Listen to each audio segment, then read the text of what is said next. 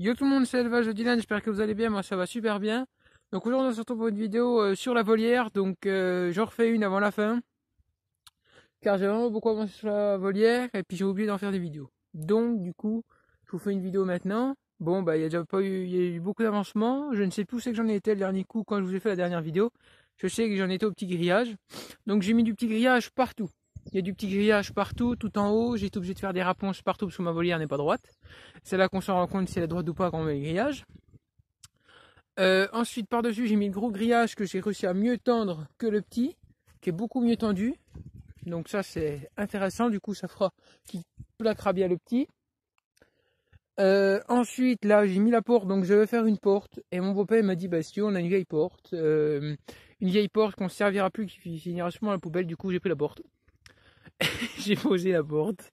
Donc voilà, j'ai pris une porte. Donc elle s'ouvre pas encore super bien. Faut que je finisse de gratter là-devant. Mais voilà. Faut que je finisse de gratter là-devant. Après, il va y avoir une attache là. Là, je vais reboucher toutes les tranchées. Après, je vais rattacher du grillage un peu partout pour qu'ils tiennent vraiment bien. Vous voyez, genre tout là, je vais rattacher tout. Je vais attacher un peu le petit au gros aussi.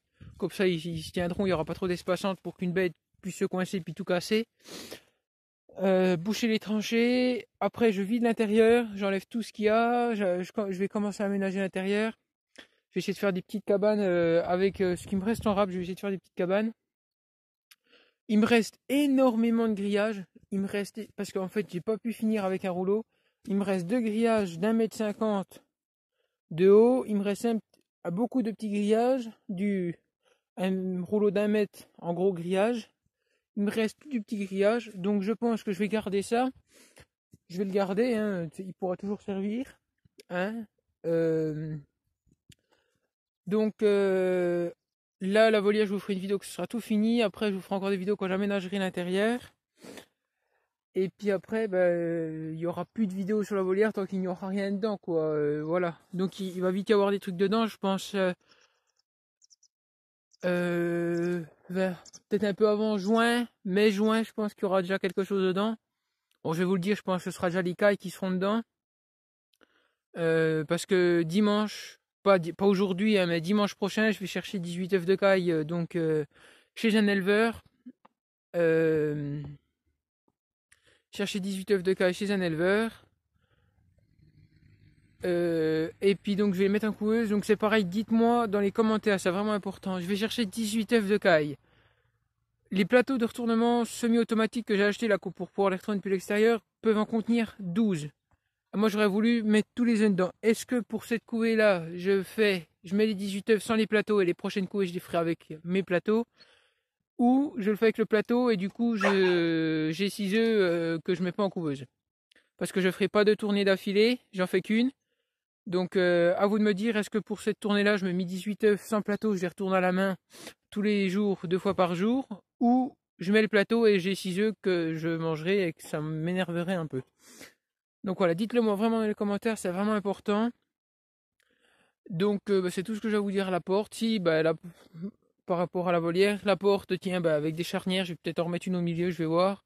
J'ai une poignée, il va y avoir une attache que je vais mettre. Faut que je remette encore deux équerres sur la grosse poutre au milieu parce qu'elle bouge un peu, qu'avec deux. Là, du coup, j'ai enlevé la première bande de grillage là, qui faisait la limite du poulailler avant. J'ai gardé le petit bout là et je l'ai fixé là. Voilà. Bon, la volière bouge, mais elle tient quand même.